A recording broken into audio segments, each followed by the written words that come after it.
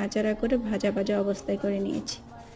তারপর ঘরে থাকা একটু ফুড কালার দিয়ে নিয়েছি। ফুড কালারটাই হালকা একটু মিক্সড করে তারপর আমি ডানু গুঁড়া দুধটাকে বারবার করে দিয়েছি, অল্প অল্প করে, কারণ হচ্ছে একবারে দিলে জড়া লেগে যেতে পারে। তারপর আমি 2 টেবিল চামচ চিনি দিয়ে নিয়েছি। আমি হালকা মিষ্টি খেতে পছন্দ করি, তাই আপনারা যদি বেশি মিষ্টি খেতে পছন্দ করেন সেক্ষেত্রে চিনির পরিমাণটা বাড়াইতে পারবেন। এই পর্যায়ে আমি দিয়ে দিচ্ছি কনডেন্সড মিল্ক, কারণ কনডেন্সড মিল্ক দিলে আঠা আঠা ভাবটা একটু বেড়ে যাবে, তখন মিষ্টির শেপ দিতে সুবিধা হবে। সবগুলিকে একটু ফুড কালারের কালারটা ছাড়তে সবগুলো উপাদান একসাথে ভালোভাবে মিক্সড হওয়ার জন্য ততটুকুই পানি দেব, যতটুকু পানি দিলে শুধু চিনিটা গলে যাবে। এক পর্যায়ে এসে এইভাবে আমি হাতে দেখিয়ে দিচ্ছি জড়া পাকাতে মিষ্টির, যদি এরকম হয় চাপ দিলে মিষ্টির শেপ হয়ে আসে, সেই পর্যায়ে আসলে আমি নামিয়ে ফেলবো। এবং মিষ্টি